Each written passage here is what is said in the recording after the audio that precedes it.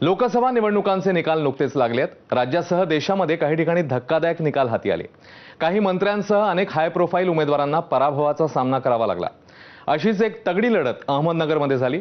भाजपच्या सुजय विखे पाटील यांच्या विरुद्धच्या हाय व्होल्टेज लढाईत शरद पवारांच्या राष्ट्रवादीचे निलेश लंकेंनी बाजी मारली. भाजपसह महायुतीतल्या मित्रपक्षांची ताकद, नगरमधलं विखे पाटलांचं साम्राज्य यांचा समर्थपणे मुकाबला करताना लंकेंनी ही जागा खेचून आणली. शिवसेना शाखा प्रमुख पदापासून राजकीय इनिंग सुरू करणाऱ्या लंकेंनी राष्ट्रवादीतून आमदार होण्याचा मान मिळवला. पुढे राष्ट्रवादीत फूट पडल्यावर लंकेंनी अजित पवारांसोबत जाणं पसंत केलं होतं. पण लोकसभेच्या निवडणुकीआधी शरद पवारांच्या राष्ट्रवादी पक्षात त्यांनी प्रवेश केला. तिथून खासदारकीचं तिकीट मिळवलं आणि आज त्यांनी दिल्ली गाठली आहे. सामाजिक कार्याची आवड असलेल्या निलेश लंकेंची पत्र्याच्या घरातली साधी राहणी जितकी चर्चेत आहे, तितकीच चर्चा कोरोना काळातल्या त्यांच्या कोविड सेंटरमध्ये राहून केलेल्या कामाची झाली आहे. नगरमधील हंगा गावातनं सुरू झालेला हा प्रवास आता दिल्लीच्या संसद भवनापर्यंत पोहोचलाय. त्यांनी लढलेल्या या खासदारकीच्या निवडणुकीतली आव्हानं नेमकी कोणती होती? नगरवासियांसाठी लंकेंचं पुढच्या 5 वर्षातलं नेमकं विजन काय?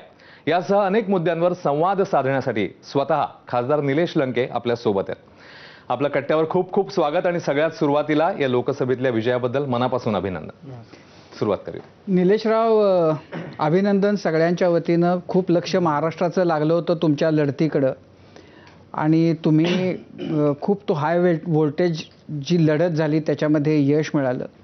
खरं तर गेल्या वर्षभरामध्ये महाराष्ट्रात इतक्या अशा धक्का देणाऱ्या गोष्टी घडलेल्या आहेत आणि त्या तुमच्या आयुष्यातही, राजकीय आयुष्यातही तुमच्या घडल्या आहेत आणि आता हा त्याचा आणखीन एक नवा टप्पा तुम्ही गाठल्याचं दिसतंय.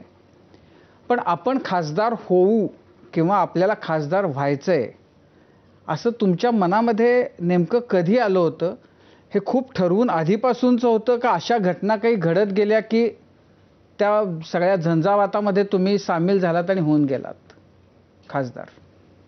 तसा राजकारणामध्ये मी बऱ्याच गोष्टी अनुभवल्या.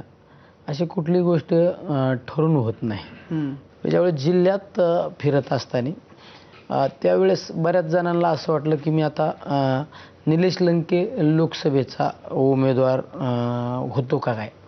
आणि पण कशामुळे झालं असं? का असं झालं वाटलं? मी ज्यावेळेस प्रत्येक तालुक्यामध्ये माझा जनसंपर्क वाढला, प्रत्येकाच्या तालुक्यात एखाद्याच्या लग्नाला जाणं, एखाद्या सुखादुःखात सहभागी होणं, हे आणि मला एक सवय, कुठल्या माणसांच्या प्रत्येकाच्या सुखादुःखात सहभागी होण्याचा आपण त्या ठिकाणी निश्चित प्रयत्न करीत असतो.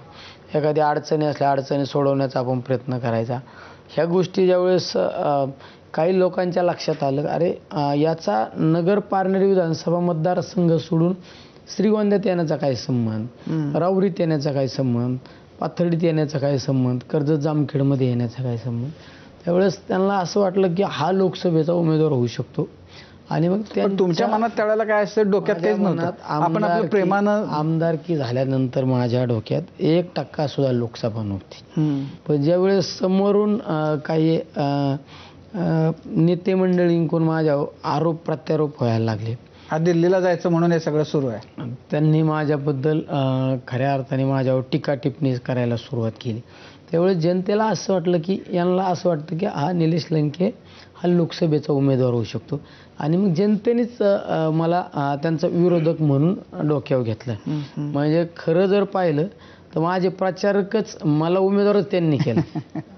आता अशी एकूण स्थिती आहे म्हणजे महाराष्ट्रात काय आणि देशात काय की इलेक्शन्स ह्या इतक्या महाग होऊन गेल्या आहेत की जर तुम्ही प्रचंड पैसेवाले नसाल तर तुम्ही काय इलेक्शनला उभे राहू शकत नाही, इलेक्शन जिंकू शकत नाही. आणि ज्यांना कौटुंबिक वारसा आहे राजकारणाचा त्यांच्यासाठी ते सगळं म्हणजे पायघड्या घातल्या जातात, बाकीच्यांना फार अवघड आहे. तुम्हाला फार कमी काळामध्ये म्हणजे सरपंच पदापासून खासदारकीपर्यंतचा जो तुमचा प्रवास आहे तो असं स्वप्नवत वाटावा इतका फास्ट होत गेला.